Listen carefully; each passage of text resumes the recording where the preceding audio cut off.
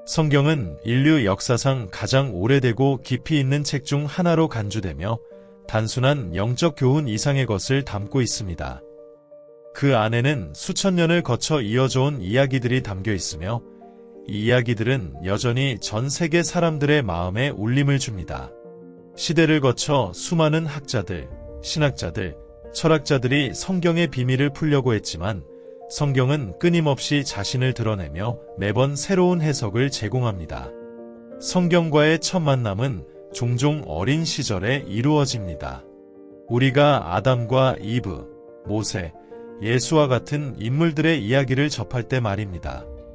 이야기들은 처음에는 간단해 보일 수 있지만 그 안에는 도덕, 선과 악, 순종과 불순종에 대한 깊은 교훈들이 숨겨져 있습니다.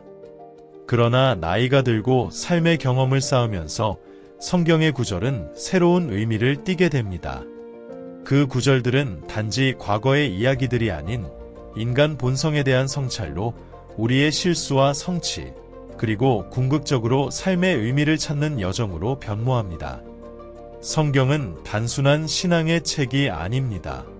그것은 인간 행동에 대한 안내서이자 고통, 죽음, 그리고 영원성에 대한 깊은 질문들에 대한 답을 제공하는 지혜의 보고입니다. 성경을 통해 우리는 자신을 돌아보고 우리의 믿음을 질문하며 신과의 깊은 연결을 추구하게 됩니다.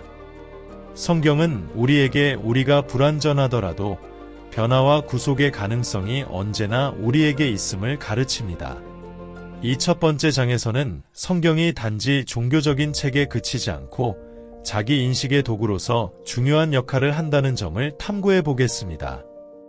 성경의 교훈들이 어떻게 우리 주변 세계와 우리 자신을 더 잘 이해하는 데 도움이 될 수 있는지 살펴보며 그 과정에서 우리가 더 깊이 성경 속으로 들어가며 그 안에 담긴 교훈을 발견하는 여정에 대해 이야기할 것입니다. 성경을 깊이 탐구해 가다 보면 그 책에서 가장 신비롭고 불가사의한 특징 중 하나인 예언을 만나게 됩니다.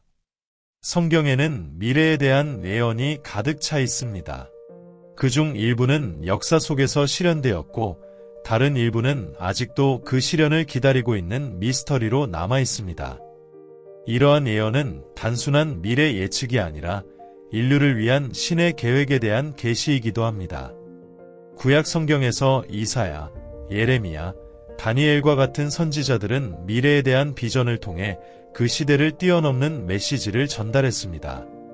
그들의 예언은 시적이고 상징적인 방식으로 기록되었으며 그 해석이 즉각적이지 않은 경우가 많습니다. 이 예언들은 깊은 이해와 선지자들이 사용한 언어와 이미지를 주의 깊게 살펴보아야만 비로소 그 의미를 알 수 있습니다.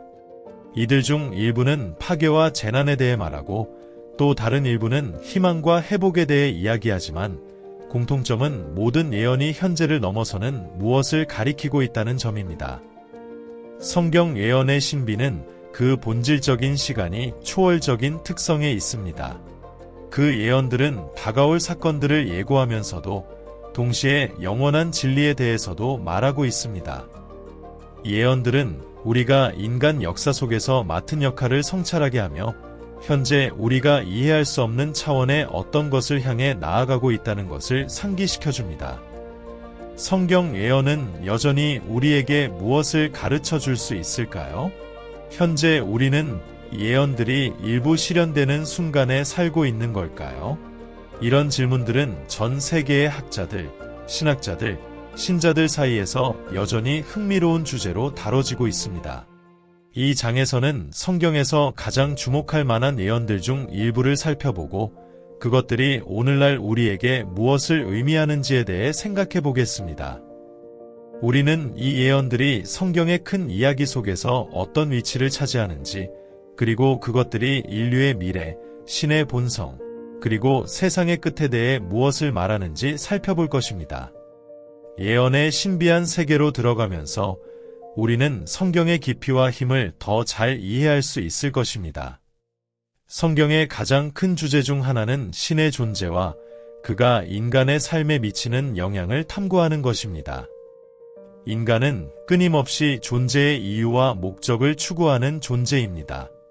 이 질문들은 우리가 누구인지, 왜 여기 있는지, 그리고 우리가 어디로 가는지에 대한 근본적인 질문들입니다. 성경은 이 질문들에 대한 답을 제시하며 하나님과의 관계를 통해 인간 존재의 의미를 찾으려는 여정을 시작합니다.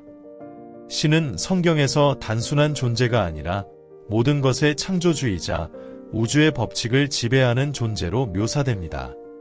창세기에서 신은 세상을 창조하고 사람을 자신의 형상대로 만들었다고 기록되어 있습니다. 이는 인간이 신과 어떤 관계를 맺어야 하는지에 대한 중요한 메시지를 전달합니다. 우리는 신의 형상으로 창조되었기에 신의 뜻을 이해하고 그와의 관계를 통해 우리의 삶의 목적을 찾아야 합니다. 하지만 인간은 이 중요한 관계를 자주 잊고 세상의 유혹과 어려움에 의해 신과의 관계가 멀어지곤 합니다. 성경은 바로 이러한 인간의 본성을 이해하며 우리가 어떻게 신과 다시 연결될 수 있을지에 대한 길을 제시합니다. 인간은 불완전하지만 신의 사랑과 은혜를 통해 변화할 수 있다는 메시지가 성경 곳곳에 담겨 있습니다. 이를 통해 우리는 신과의 관계를 회복하고 진정한 삶의 의미를 찾을 수 있게 됩니다. 신의 존재와 인간의 삶의 관계를 탐구하는 것은 성경에서 매우 중요한 부분입니다. 신은 우리와 함께하며 우리의 삶을 인도하고자 하십니다. 우리가 신과의 관계를 올바르게 이해할 때 우리의 삶은 더욱 풍성하고 의미 있는 것으로 변화할 수 있습니다. 이 장에서는 신의 존재가 인간의 삶에 미치는 영향을 더 깊이 이해하고 그 관계가 어떻게 우리를 변화시키는지에 대해 알아보겠습니다. 신과의 관계를 회복하는 과정에서 중요한 요소는 바로 믿음입니다. 성경에서는 믿음을 통해 구속을 얻는다고 명시되어 있습니다. 믿음은 단순한 인식이나 감정이 아니라 신을 신뢰하고 그분의 뜻에 따라 살아가는 깊은 확신입니다. 믿음은 우리의 삶에 실질적인 영향을 미치며 우리가 신의 은혜와 사랑을 경험할 수 있는 길을 열어줍니다. 예수 그리스도의 삶과 가르침은 믿음의 본질을 가장 명확하게 보여줍니다. 예수는 인간이 신과의 관계를 회복할 수 있도록 자신을 희생했으며 그 희생을 통해 인간은 구속을 받을 수 있는 길을 찾게 되었습니다. 예수의 부활은 신의 구속 계획이 완성되었음을 보여주는 상징이며 그를 믿는 자들에게 영원한 생명을 약속합니다. 이 믿음은 단지 종교적인 차원을 넘어서 우리의 일상적인 삶에까지 영향을 미칩니다.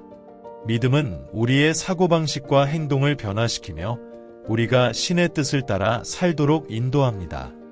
구속의 여정은 단순히 신의 존재를 인정하는 것을 넘어 신을 신뢰하고 그분의 가르침을 실천하는 과정입니다. 성경에서는 믿음이 단단할수록 우리는 더 큰 은혜와 구속을 경험한다고 말합니다. 믿음은 어려운 순간에 우리를 지탱해주며 우리를 올바른 길로 인도합니다. 이 믿음의 여정을 통해 우리는 신과의 깊은 관계를 구축하고 진정한 구속을 경험하게 됩니다. 성경은 우리가 구속을 받기 위해서는 믿음이 필요하다는 메시지를 반복적으로 전합니다. 이 믿음은 단지 말로만 하는 것이 아니라 우리의 삶에서 실천을 통해 증명되어야 합니다. 우리가 믿음을 실천할 때 그 믿음은 우리 삶의 변화와 구속을 가져옵니다.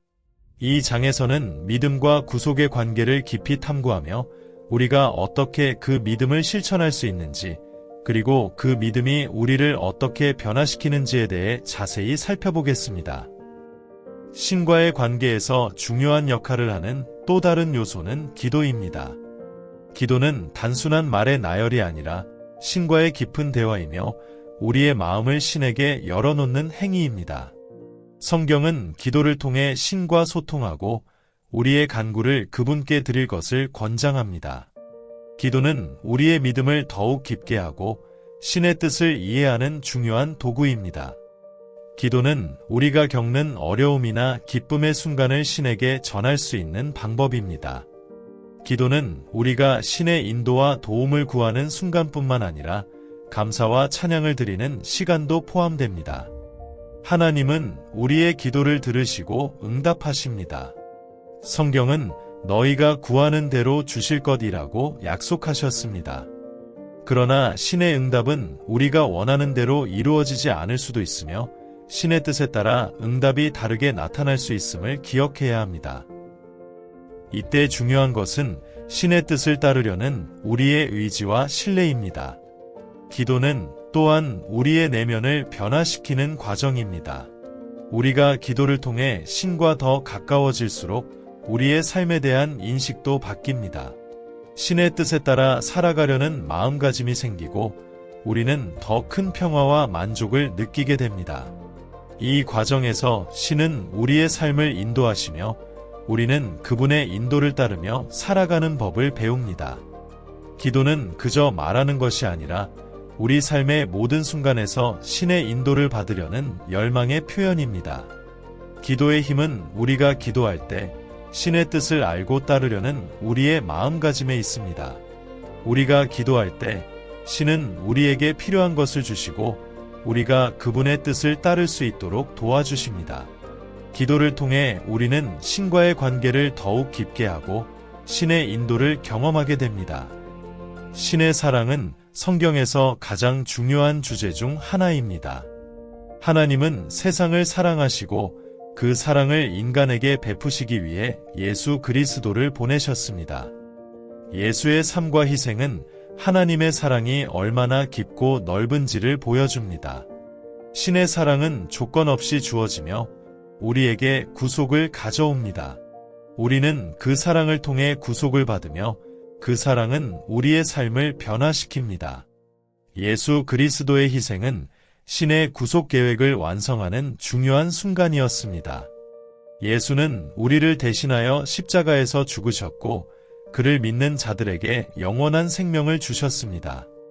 그분의 부활은 신의 구속 계획이 이루어졌음을 나타내며 그를 믿는 자들이 새로운 생명을 얻을 수 있는 길을 열어줍니다. 이 구속은 단순히 한 번의 사건이 아니라 신의 사랑과 은혜가 영원히 지속되는 과정입니다. 하나님의 사랑은 우리의 이해를 넘어서며 그 사랑은 우리가 어떤 존재이든지 관계없이 변하지 않습니다. 신의 사랑은 인간의 죄를 덮고 그분의 은혜를 통해 우리가 구속을 받을 수 있도록 만듭니다. 그 사랑을 경험한 우리는 더 이상 죄와 죽음의 지배를 받지 않으며 새로운 삶을 시작할 수 있습니다. 신의 사랑은 우리를 변화시키며 우리가 살아가는 모든 순간을 새롭게 만듭니다. 신의 사랑과 구속은 우리가 믿음을 가지고 그분을 따를 때 우리의 삶 속에서 현실이 됩니다. 그 사랑을 받아들이고 그분의 뜻에 따라 살아갈 때 우리는 진정한 자유와 평화를 경험하게 됩니다. 신의 사랑은 영원히 변치 않으며 우리는 그 사랑 안에서 구속을 경험하고 영원한 생명을 얻을 수 있습니다. 이 장에서는 신의 사랑과 구속의 깊이를 탐구하며 우리가 그 사랑을 어떻게 받아들이고 그 사랑이 우리의 삶을 어떻게 변화시키는지에 대해 자세히 살펴보겠습니다.